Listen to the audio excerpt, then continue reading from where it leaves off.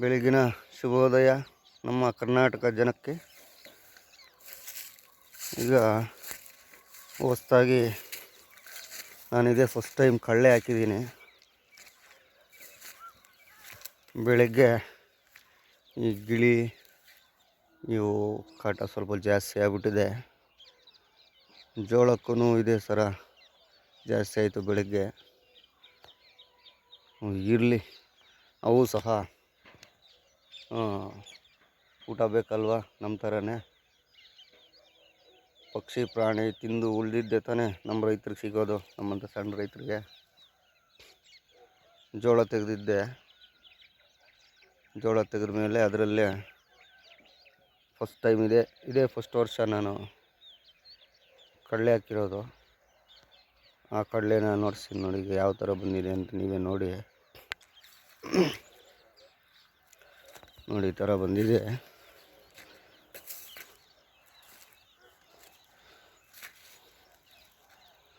ಇದು 1-2 ಎಕರೆಗೆ ಹಾಕಿದ್ದೀವಿ. ಇಲ್ಲಿಂದ ನೋಡಿ ಅದು ಲಾಸ್ಟ್ವರೆಗೂ ಇದೆ. ಇದು ಸ್ವಲ್ಪ ಪರವಾಗಿಲ್ಲ, ತೇವ ಇತ್ತು ನೋಡಿ. ಇಲ್ಲಿಂದ ಆಚೆ ಸ್ವಲ್ಪ ತೇವ ಕಡಿಮೆ ಇದೆ. ಆದರೆ ಮೊಳಕೆ ಬರೋ ಟೈಮಲ್ಲಿ ಮಳೆ ಸ್ವಲ್ಪ ಕೈ ಕೊಡ್ತು. ನಮ್ಮ ರೈತರಿಗೆಲ್ಲ ಗೊತ್ತಿರೋ ವಿಷಯ ಅಲ್ವ, ಮಳೆ ಆಧಾರದ ಮೇಲೆ ಬೆಳೆ ಇಕ್ಕಿದ್ರೆ ನೋಡಿ ಈ ಥರ ಇರ್ತದೆ. ತುಂಬ ಕಡಿಮೆ ಇದೆ, ಎಲ್ಲ ಹೋಗ್ಬಿಟ್ವು.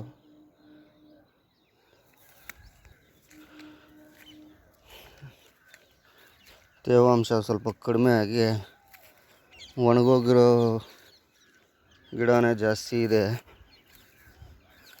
ಇರಲಿ, ಏನು ಮಾಡೋಕ್ಕಾಗಲ್ಲ. ಎಷ್ಟು ಬಂದರೆ ಅಷ್ಟು ನಮ್ಮನೆ ಬರ ಅನ್ಕೋಬೋದು ಅಲ್ವಾ. ನೋಡ್ತಾ ಇದ್ದೀರಾ ನೋಡಿ, ಈ ಥರ ಎಲ್ಲ ಒಣಗೋಗ್ಬಿಟ್ಟಿದೆ ಗಿಡಗಳು. ನೋಡು, ಜೋಳ ತೆಗೆದು ಒಣದ ಕಡ್ಡಿ ಅಲ್ಲಲ್ಲಿ ಕುಪ್ಪೆ ಹಾಕಿದ್ದೀವಿ. ಅದು ಮೇಕೆಗಳಿಗೆ ಕುರಿಗಳಿಗೆ ಎತ್ಕೊಂಡು ಹೋಗೋಣ ಅಂತಂದರೆ ಆಗ ಮಳೆ ಸ್ವಲ್ಪ ಜಾಸ್ತಿ ಆಗಿ ಎಲ್ಲ ಹೋಗ್ಬಿಟ್ಟಿದೆ. ಅದಕ್ಕೋಸ್ಕರ ಹೊಲದಲ್ಲೇ ಹಾಕಿ ಮಲ್ಚಿಂಗ್ ಮಾಡೋಣ ಅಂಥೇಳಿ ಇಲ್ಲೇ ಹಾಕಿದ್ದೀವಿ ಕುಪ್ಪೆಗಳು. ಈ ಕಡಲೆ ಕಿತ್ತ ಮೇಲೆ ಮಳೆ ಬರುತ್ತಲ್ಲ ನೆಕ್ಸ್ಟು, ಆಗ ಹಾಕಿ ಉಳುಮೆ ಮಾಡೋಣ ಅಂಥೇಳಿ, ರೋಟಾವೇಟ್ರ್ ಓಡಿಸೋಣ ಅಂಥೇಳಿ ಅಲ್ಲೆಲ್ಲ ಹಾಕಿದ್ದೀವಿ. ಯಾವ ಥರ ಬಂದಿದೆ. ಮಳೆ ಅಂತೂ ಸ್ವಲ್ಪ ಬಿದ್ದಿದ್ರೆ ಇನ್ನೂ ಚೆನ್ನಾಗಿ ಬರೋದು ಬೆಳೆ. ಒಟ್ಟಿನಲ್ಲಿ ಈ ಸರ್ತಿ ರೈತರು, ಜೋಳ ಬೆಳೆದಿರೋ ಅಂಥ ರೈತರು ಕಂಗಾಲಾಗಿದ್ದಾರೆ ಪಾಪ. ಬೆಳೆ ಏನೋ ಬಂತು, ರೇಟ್ ಇಲ್ಲ. ಫಸಲು ಚೆನ್ನಾಗಿ ಬಂತು, ಎಲ್ಲ ಬಂದಿದೆ, ರೇಟ್ ಇಲ್ಲ. ಸರಿ, ನಮ್ಮ ರೈತರದೆಲ್ಲ ಇಷ್ಟೇ, ಏನು ಮಾಡೋಕ್ಕಾಗೋದಿಲ್ಲ. ನೋಡಿದ್ರಲ್ವ, ಸ್ವಲ್ಪ ಡಾರ್ಕ್ ಬರುತ್ತೆ. ಬೆಳಗಿನ ಜಾವ ಸೂರ್ಯೋದಯ ಮೆನ್ನತ್ತಿ ಮೇಲೆ ಬರ್ತಾ ಇದ್ದಾನೆ.